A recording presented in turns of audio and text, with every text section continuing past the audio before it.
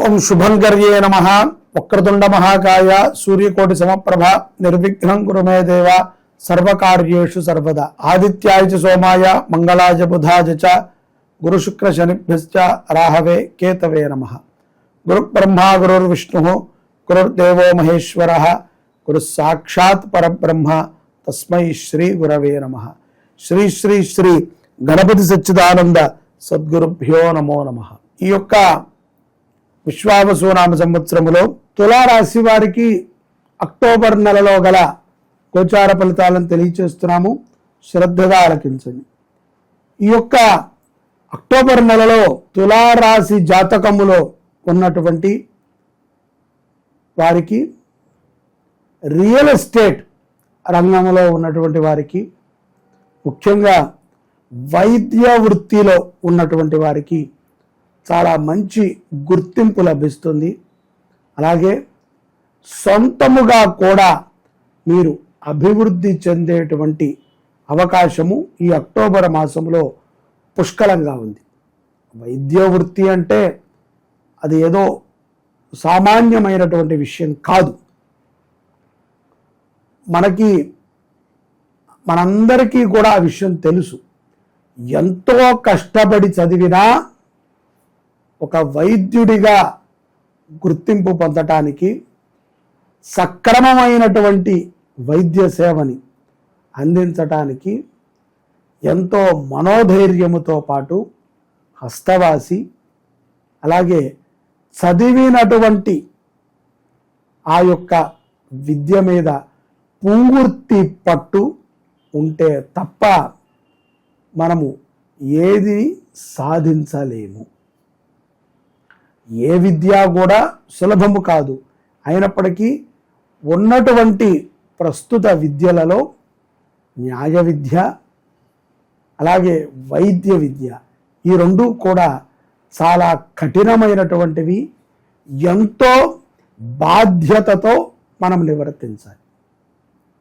ఇక్కడ ఏమాత్రము మనం అబాధ్యతగా ఉన్నా, ఏమాత్రము అజాగ్రత్తగా ఉన్నా ఒక ప్రాణానికి హాని, అలాగే ఒక వ్యక్తికి అన్యాయం. కాబట్టి ఇక్కడ వైద్యుడు ఏమాత్రము అజాగ్రత్తగా ఉన్నా ఒక కుటుంబం మొత్తము రోడ్డున పడుతుంది. అలాగే న్యాయ వ్యవస్థలో ఒక్క వ్యక్తి చేసిన తప్పుని కరెక్ట్గా అతనికి మనం శిక్ష పడకుండా కాపాడినా, శిక్ష పడే విధములో మనము ఏమాత్రము లోటు చేసినా ఆ యొక్క పాపము మన కుటుంబాన్ని వెంటాడుతుంది. మనని ఈ లోకము నుంచి బయటికి వెళ్ళిన తర్వాత కూడా ప్రశాంతంగా ఉంచదు. కాబట్టి వైద్య వృత్తి వారికి, రియల్ ఎస్టేట్, న్యాయ వ్యవస్థలో ఉన్నటువంటి వారికి ఇది ఒక గొప్ప మాసముగా మనం చెప్పబడుతుంది. వృత్తి వ్యాపారులకి కూడా ఇది ప్రోత్సాహకంగానే ఉంటుంది. ఈ మాసము ఎన్నో ఆర్థిక వనరులు మీ చుట్టూ తయారవుతాయి.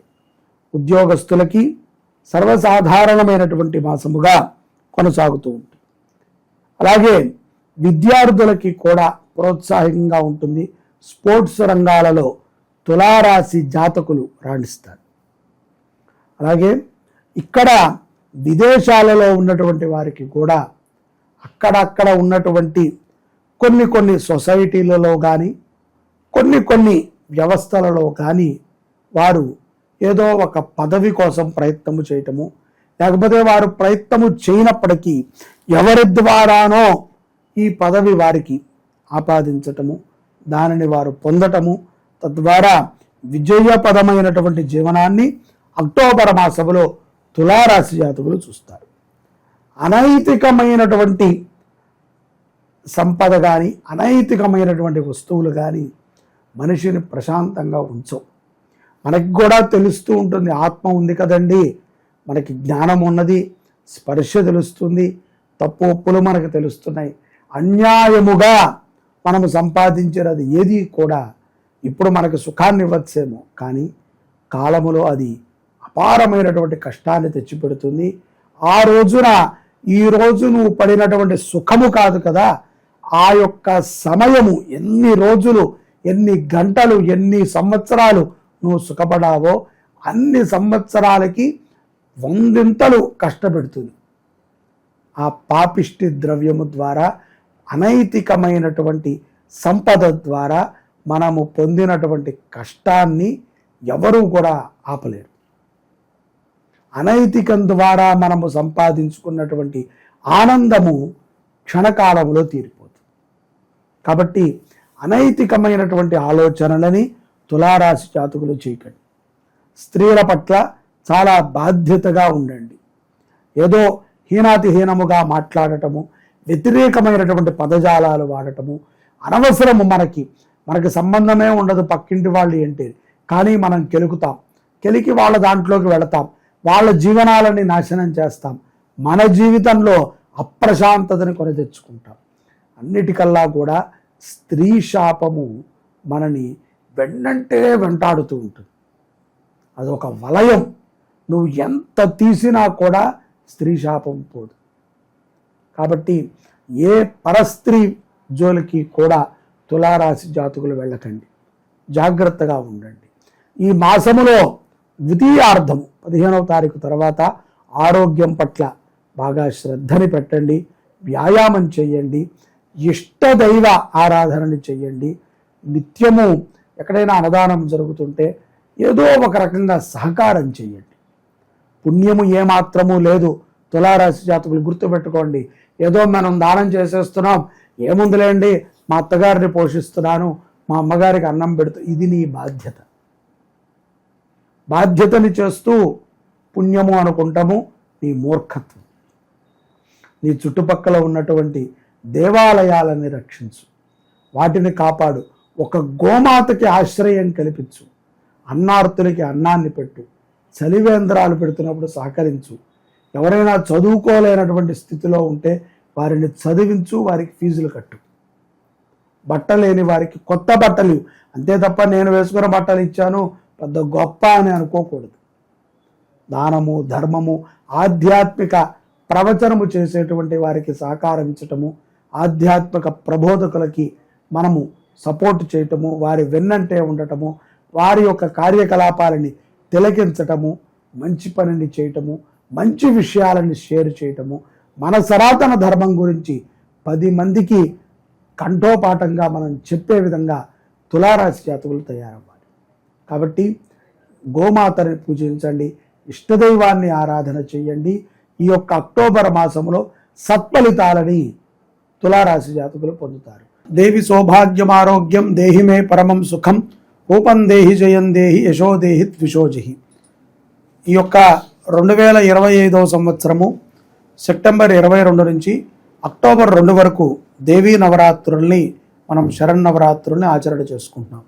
ఈ యొక్క శరన్నవరాత్రుల్లో అత్యంత విశేషముగా శ్రీ శుభంకరి దేవస్థానం పీఠంలో శతచండీ యాగాన్ని చేస్తున్నాం. శత అంటే 100 సార్లు దుర్గా సప్తశతి పారాయణని చేయిస్తూ, మరియు ప్రతిరోజు కూడా 1000 సార్లు అమ్మవారి యొక్క మూలమంత్రంని జపము హోమాన్ని ఆచరణ చేయిస్తూ, అలాగే ఈ 11 రోజులు కూడా ప్రతిరోజు చండీ హోమాన్ని చేస్తూ శతచండీ యాగాన్ని మనం ఆచరణ చేస్తున్నాం. ఇది చాలా విశేషమైనటువంటి యజ్ఞం. ఎందుకంటే అమ్మవారి శ్లోకంలో చెప్పినట్టుగా విధానంగానే దేవి అమ్మవారి యొక్క అనుగ్రహం మన మీద ఉంటే సకల సౌభాగ్యాలు, సకల విద్యలు, సకల లక్ష్మీ కటాక్షములు మనకి ప్రాప్తి చెందుతాయి.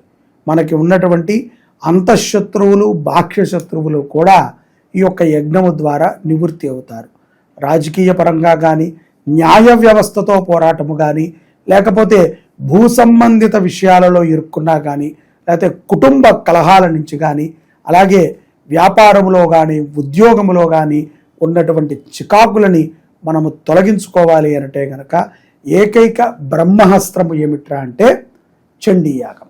అందుకనే అన్నారు కలో చండీ వినాయకం. కలియుగములో చండీ అమ్మవారిని ఆరాధన చేసిన, గణపతిని ఆరాధన చేసిన ఇట్టే మనం అనుకున్నటువంటి కార్యాలన్నిటినీ కూడా మనము కలిగించుకోగలుగుతాం. ఇది ఒక సులభతరమైనటువంటి అవకాశం మానవులకి. ఎందుకంటే సామూహికంగా ఈ యాగం జరుగుతోంది. మీరు కూడా ఈ యొక్క యాగంలో పాలు పంచుకుని అమ్మవారి యొక్క అనుగ్రహాన్ని పొందండి. ఇతర వివరాలకి కింద కనబడుతున్నటువంటి నెంబర్ని సంప్రదించి మీ యొక్క గోత్రనామాలని నమోదు చేసుకుని అమ్మవారి అనుగ్రహం పొందండి. అమ్మ దయ ఉంటే అన్నీ ఉన్నట్టే. జై శుభంకరి.